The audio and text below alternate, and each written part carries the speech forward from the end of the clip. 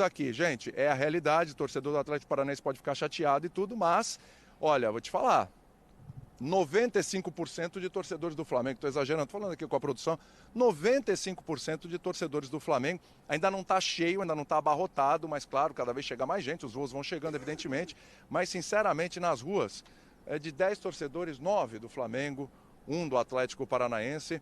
Por enquanto, isso não quer dizer que não vai ter torcedor do Atlético, né? O pessoal pode chegar assim mais em cima, a gente sabe de voos que vão chegar sábado de manhã ainda. Então a gente vai fazer bate e volta, vai chegar no aeroporto, vai vir direto para o estádio, do estádio vai embora, né? Então pode acontecer. Fala, nação! Saudações rubro-negras. Nação, vamos embora acompanhar aqui algumas notícias aqui agora do nosso Mengão, né? Direto de Guayaquil. Vamos embora, o que os comentários falaram sobre essa grande final entre Flamengo e Atlético Paranaense. Então vamos embora acompanhar aqui esse react comigo aqui. Mas antes disso, né, nação? Eu peço o seu like, a sua inscrição aqui para você ajudar o canal e você ficar por dentro de todas as notícias sobre o nosso Mengão. E eu aqui também queria dar os créditos e direitos autorais, né, à ESPN Brasil, né. Tamo junto, vou deixar o link do canal da ESPN Brasil aqui na descrição como créditos e direitos autorais. Então é isso aí, nação. Vambora com o vídeo aí que tá super imperdível. O rei do sorvete equatoriano de chiclete. William Tavares é sorvete de tutti-frutti. Será que ele tem novidades gastronômicas pra gente? Já está na tela conosco, grande William Tavares. Bom dia, amigo, tudo bem? Bom dia para vocês, que bom estar com vocês aqui. Olha, o sol aqui tá brilhando, tá bonito o dia aqui em Guayaquil, tendência de calor, casa ali dos 30 graus hoje ainda, né? Por aí, por aí. Aliás, no sabadão, dia do jogo, também teremos essa ideia de temperatura, né? Por volta das 3 da tarde, horário local, 5 da tarde vai ser o jogo aí no Brasil, né? 3 da tarde, cerca de 30 graus. Jogo quente. Aliás, trouxe aqui o ângulo legal para vocês imaginarem como é que vai ser, como será, né? O olhar do torcedor. Então é o seguinte, eu estou aqui no ponto onde estarão os torcedores do Atlético Paranaense, tá? Do outro lado estarão os torcedores do Flamengo. Mas a vista é essa aqui, ó. A vista é essa, meus amigos. Olha só, é o seguinte. Essa é a visão do torcedor do Atlético Paranaense. Eles ficarão neste ponto do estádio. Essa é a visão durante o jogo. Lá do outro lado, a gente mostra lá o escudo do Barcelona, o escudo antigo do Barcelona, data de fundação do clube lá na outra arquibancada. É onde ficarão os torcedores do Flamengo, que basicamente terão aí a mesma visão que os torcedores do Atlético Paranaense, claro, só que do outro lado, né? E uma coisa muito curiosa aqui desse estádio, atenção, para quem gosta de estádio raiz, olha aqui, meu amigo, ó. É concreto, amigão, ó. É concreto, é estádio raiz, é aquele à moda antiga. Haja bumbum. O torcedor, claro, vai estar feliz da vida. Os torcedores que estão chegando, né? Os torcedores que estão vindo aqui para Guayaquil, inclusive, continuam os destaques. Aqui, ó, registrando a chegada dos atletas do Flamengo, as equipes que chegaram ontem, Flamengo e Atlético Paranaense, né? Destaque na primeira página aqui dos jornais, o Expresso aqui dá conta disso. Também, ó, outro jornal aqui, ainda o Expresso. Ó, o Carnaval se muda para Guayaquil pela Copa. Aqui, ó.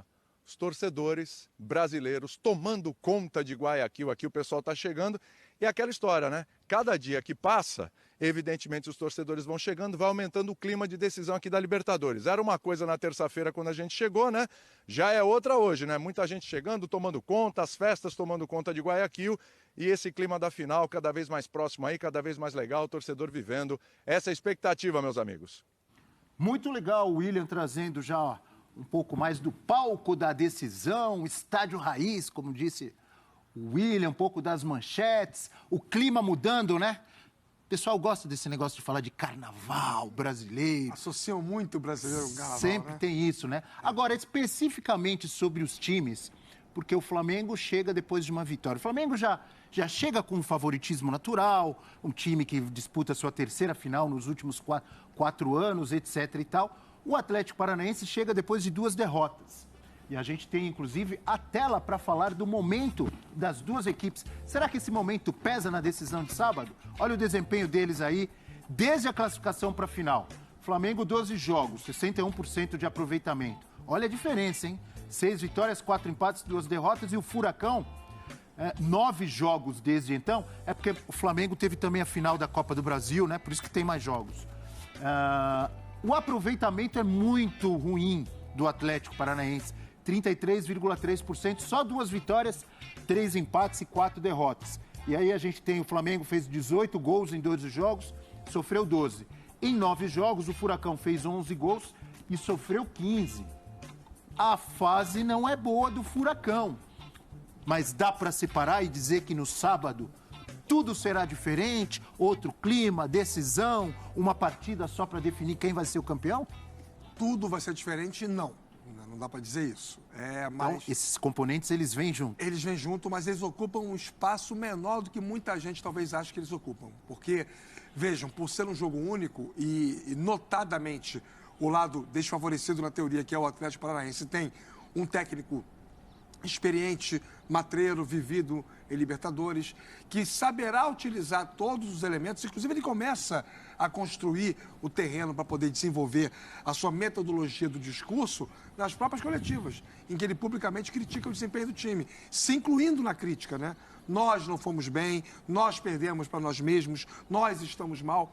Ele não se exclui quando ele desenvolve essa narrativa. Filipão é muito inteligente, né? É minhoca da terra. Então, eu acho que são dias suficientes para que ele consiga transformar essa teoria contrária ao seu time como energia para a mudança de um comportamento necessário. Como, aliás, ele já fez muitas vezes na vida, vezes, né? Por Portugal, pelo Palmeiras, por onde passou, pela seleção brasileira. O momento tem peso, mas é peso 2, eu diria, nesse caso, até peso 3 ou 4, principalmente porque esse Atlético... Peso 3 ou 4, de 10 no máximo. De 10. Tem que diluir essa história. Não é o mesmo Atlético, nem mesmo os nomes são os mesmos. Fica esse desafio... Em alguns jogos foi, professor. Em alguns jogos em que foi jogou melhor, com o time titular. Em que foi melhor. E quando não tem o time titular, né? O Thiago Heleno, por exemplo, é um esteio da defesa. Tem sido guardado muito pontualmente para essa final. E é um jogo só. Essa questão de um jogo só, o Felipão é um técnico afeito aos mata-matas e até mesmo ao resultado de um jogo só. Eu acho que tudo isso muda muito a concepção da partida. O Flamengo continua favorito pela qualidade que tem. E o Atlético tem o desafio de retomar algo que a gente sabe que é um time com potencial para mostrar e que há algum tempo não mostra. Vamos voltar com o William Tavares para ele falar um pouquinho, viu, William?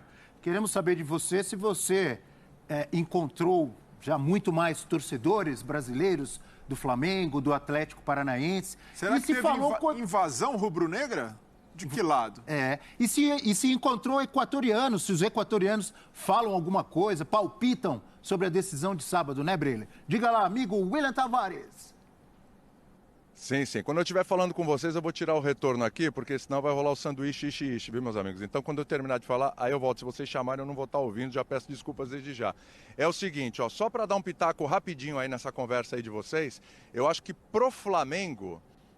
a sequência positiva influencia, né? Afinal de contas, é um time que está chegando com um título de Copa do Brasil. Isso é importantíssimo, a gente sabe o peso que seria para o Flamengo, a cobrança, a pressão, se não vencesse a Copa do Brasil diante do Corinthians. Então isso é importante. É um time que chega fisicamente bem, melhor do que se a gente imaginar do ano passado a decisão contra o Palmeiras, onde o Flamengo tinha problemas físicos. Você costuma lembrar sempre isso, né? As críticas em cima do Renato, mas tinha muitos problemas físicos. O Arrascaeta é o grande exemplo de todos. O Arrascaeta dava sinais de preocupação naquela decisão contra o Palmeiras, né? Ao contrário, dessa vez, até por ter jogado contra o Santos, atuado, feito gol, o Arrascaeta dá sinais de esperança para o torcedor. Opa, não teremos problemas com o Arrascaeta, que pode ser o cara que decida a partida aqui contra o Atlético Paranaense.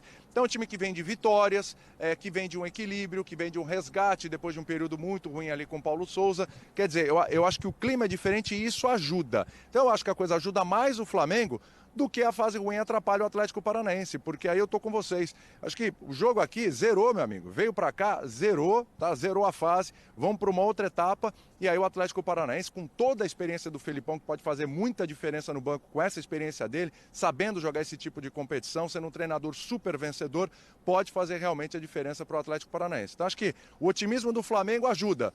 Mas o momento ruim do Atlético em termos de resultados no Campeonato Brasileiro não chega a atrapalhar, é uma outra realidade. Sobre os brasileiros aqui, gente, é a realidade, o torcedor do Atlético Paranaense pode ficar chateado e tudo, mas, olha, vou te falar, 95% de torcedores do Flamengo, estou exagerando, estou falando aqui com a produção, 95% de torcedores do Flamengo, ainda não está cheio, ainda não está abarrotado, mas claro, cada vez chega mais gente, os voos vão chegando evidentemente, mas sinceramente nas ruas, de 10 torcedores, 9 do Flamengo, 1 do Atlético Paranaense, por enquanto. Isso não quer dizer que não vai ter torcedor do Atlético, né? O pessoal pode chegar assim mais em cima, a gente sabe de voos que vão chegar sábado de manhã ainda, então a gente vai fazer bate e volta, vai chegar no aeroporto, vai vir direto para o estádio, do estádio vai embora, né? Então pode acontecer ainda, mas por enquanto realmente é uma maré rubro-negra, mas rubro-negra muito por conta do Flamengo, muito menos pelo Atlético Paranaense. E o povo equatoriano aqui, nas conversas que a gente tem, que a gente troca ideia em restaurante, nas ruas mesmo, o povo equatoriano está envolvido, porque tem o futebol brasileiro, tem essa mística, tem essa coisa, a magia do futebol, aquela história da magia do futebol brasileiro, né? Então o povo equatoriano, há uma tendência ali, até pela maioria de torcedores do Flamengo, né? Há uma tendência ali de torcida do Flamengo, porque eles estão envolvidos com o pessoal que está chegando, né? Mas vamos ver o que vai acontecer até o sábado, né? A gente está, inclusive, com os nossos Pedros, né? O Pedro Henrique Torre e o Pedro Ivo Almeida, né? Estão lá no Flamengo, porta do hotel do Flamengo, e a gente vai com informações deles a partir de agora. Bom dia aí, meus amigos. A noite foi boa. Dormiram bem? Bom dia aí, meus amigos. A noite foi boa. Dormiram bem? Bom dia aí, meus amigos. Tudo bem, William? Muito bom dia para você. Dormimos muito bem. Temos papeado bastante em restaurante, né não, Pedro Ivo? Bastante em restaurantes por aqui. A gente tem conversado com rubro-negros em restaurantes por aqui em Guayaquil, conversado bastante em restaurantes com os torcedores que estão por aqui, fazendo já bastante festa, curtindo a cidade equatoriana aqui, curtindo esse clima de final de Libertadores, tentando aproveitar esse clima, porque está chegando a hora da grande decisão, Flamengo e Atlético Paranaense, e a gente está exatamente na frente aqui da concentração do Flamengo. Flamengo hoje que vai fazer o seu primeiro treinamento em solo equatoriano. Ontem foi só para, a gente estava brincando, né, tirar o avião das costas, como diz aqui. Um migué de leve, né? Aquele miguezinho, tirando aquele avião das costas, fez um treinamento mais na academia do hotel mesmo, aquele bate-papo, depois de algumas horas de voo. Disse que fez, né? Disse que fez. Divulgou as imagens e tudo, o pessoal lá na academia, para tirar aquele avião das costas. Hoje mesmo é o treinamento ali no estádio Jorge Capwell do Emelec, 15 horas aqui do Equador, 17 horas de Brasília. A gente está num fuso 2 horas atrás. Então aí sim o Dorival vai começar a montar a equipe que vai para campo. O que a gente tem de informação aqui, tá todo mundo ali muito focado, tá todo mundo nas condições, 100% nas condições que permitem estar 100% nessa altura da temporada, não é aquele 100% de início de temporada, porque são muitos jogos nas costas. O Arrascaeta mesmo tem aquele problema no pubis, a gente vem até apresentando a entrevista que a gente fez com ele na última semana, ele falando que tem a dificuldade sim, mas não tem muito jeito, é final de temporada, é decisão. Tem o Thiago Maia com a questão da inflamação no joelho, mas vai para a partida, essa informação que a gente tem também. Então o Flamengo, Pedro Ivo, bem focado para essa partida e que está preparado, vai ter que ir da maneira possível mesmo, mas que chega com essa dosagem de carga com o Dorival, mais bem preparado, parece, do que em 2021. Tudo bem, Xará? Bom dia a você, ao William, aos amigos do estúdio, ao Fã de Esporte com a gente desde cedo na programação, agora aqui direto de Guayaquil.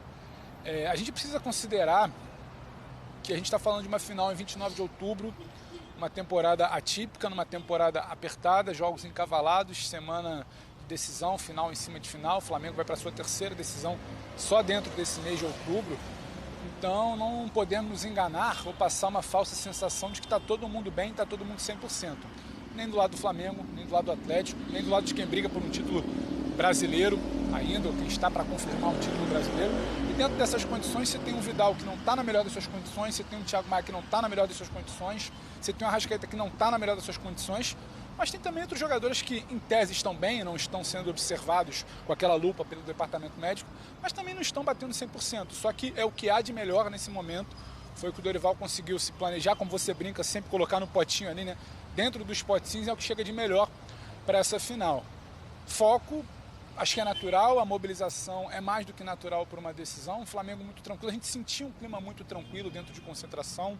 A gente está nesse trajeto aqui, né? Calçada dentro do hotel, calçada para falar com vocês. E é um clima de muita tranquilidade, não é exatamente um clima de tensão por conta dessas situações médicas. Há um clima de conformismo, era como dava para chegar até aqui, eles estarão à disposição. Dentro de campo, quando a bola rola, sobe um pouquinho, aqueles 80% talvez viram 90%, viram 95%. Então acho que é isso que deixa o Flamengo talvez um pouco mais tranquilo. Agora, até para ser justo com o fã de esporte, que ele merece a informação correta, não é só o torcedor que está curtindo o Guayaquil por aqui, não. E o Abel perguntou de restaurante, de gastronomia. Eu queria que o William, quando voltasse, pudesse falar a verdade. Se o William realmente pode dar mais dicas, se ele está curtindo. O fã de esporte merece saber, ficar nessa de que está no hotel, que está dentro do estádio. Não é só por aí, não. Tem gente curtindo por aqui, viu, William, Abel, fã de esporte. Daqui a pouquinho eu vou... Ficamos todos curiosos aqui sobre o William Tavares. A curiosidade é a base do jornalismo, Abel. Ficamos todos muito curiosos com esse seu comentário. Antes de voltar lá com o William, vou dar até tempo dele pensar, ele vai ter que explicar isso aí, né? Esses passeios. Sorvete a gente sabia. Muito além do sorvete com chiclete. É. Mas antes disso, Pedro Ivo Almeida e Pedro Henrique Torres. A gente tem uma tela para a gente falar um pouquinho do Gabigol. Porque o Gabigol pode, além de conquistar mais um título, bater recorde espetacular. Temos uma tela aqui, eu vou falar, vocês não estão vendo a tela aí, no Equador, mas eu vou falar, olha só.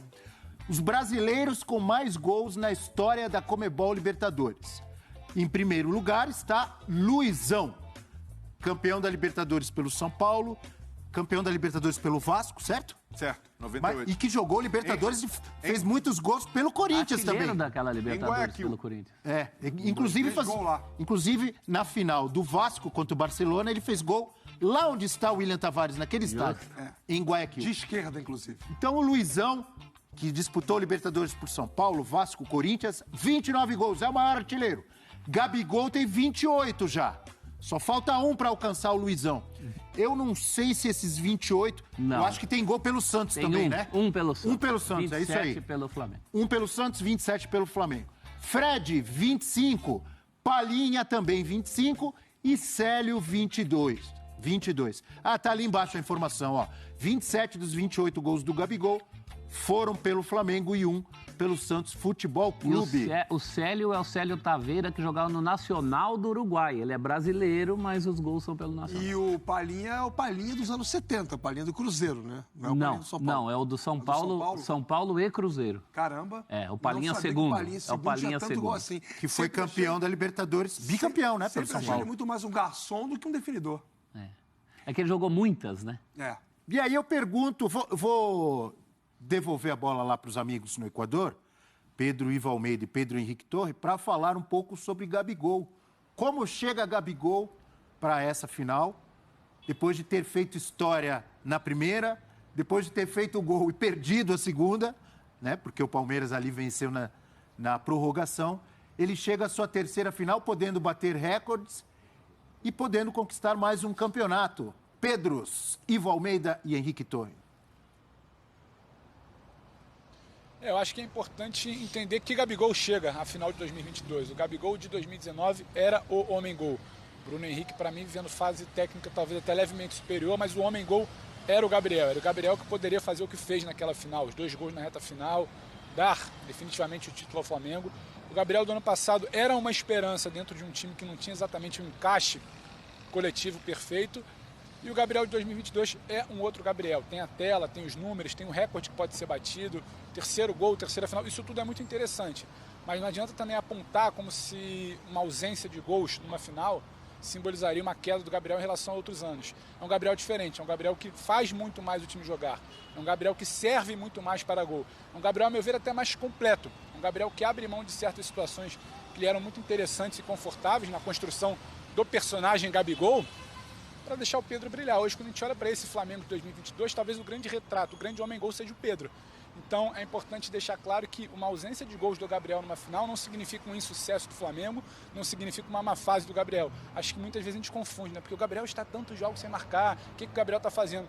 E esse novo posicionamento, quando o Gabriel puxa, quando o Gabriel arrasta, quando o Gabriel abre campo, quando o Gabriel muitas vezes é solidário, como gostam de falar, é interessante também. Talvez não venha um gol, mas uma terceira final com protagonista, servindo, participando de gol, acho que também pode indicar patamar, a prateleira, como queiram chamar, que ele atingirá. Fala, nação. Então é isso aí, nação. Mais um react aí concluído, né? Com sucesso. Espero que vocês tenham gostado aí, né? Eles falaram que tiveram uma análise completa sobre Flamengo e Atlético Paranaense na final, né? Flamengo com alguns problemas no setor de meio de campo, né? Como o João Gomes já adquirindo o ritmo de jogo, Thiago Maia voltando de lesão, Vidal também voltando de lesão, Arrascaeta com esse problema de pubalgia. Mas eu acho que o Flamengo vai conseguir tirar isso tudo de letra. Tem também o Flamengo é favorito no jogo, mas o favoritismo não entra em campo, né? O Flamengo era favorito contra o Corinthians e quase perdeu o título dos pênaltis, então o favoritismo, ele não entra no jogo. O time que é favorito tem que apresentar que é favorito dentro de campo, entendeu?